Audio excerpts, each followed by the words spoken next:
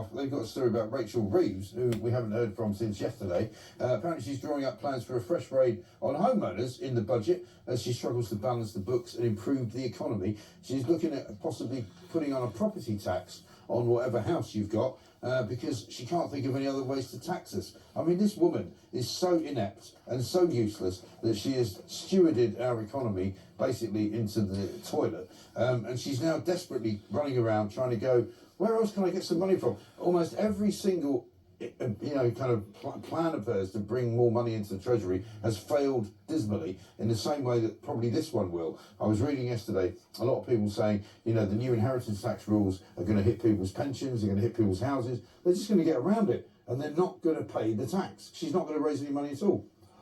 Calling all people who have worked hard all their lives, Yes. been fortunate enough to buy a property, paid their mortgage off, been responsible, kept the house or flat very nicely.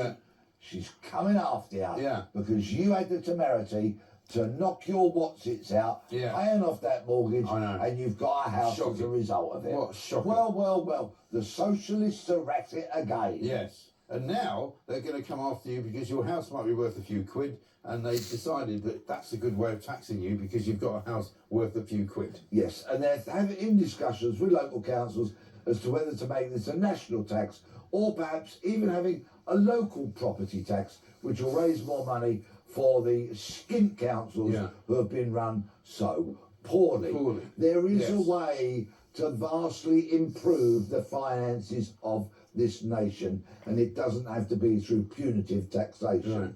Stop spending like Rainer did the other week, $7 grand on 2 beds, right? And I heard a Labour advisor say, well, it wasn't her money. That's exactly the attitude. That's the problem. It's in the NHS, it's in policing, it's throughout public service. It's not You've our got money. these people who don't treat our money as their own, and they should do. If you're in a position of responsibility in the public sector, treat that money as if it's your money, and don't waste it. Don't give it to the undeserving. Go and get them off their sofas and get them off their rear ends, get them doing something. Don't let thousands of people in a week who shouldn't be here. And don't spend money on hotels and feeding them and clothing them and giving them mobile phones and theatre tickets and all other manner of nonsense. Run the country efficiently and properly, and only the deserving get what they deserve. There was a story yesterday, and this will enrage you even more just before we say cheerio. Apparently migrants are being offered down on the south coast half-price rentals on beach huts, which actually cost quite a few quid. But you can rent a beach hut if you're a migrant for half the price that you and I can rent it for if you want to fancy a day at the beach. Isn't that nice?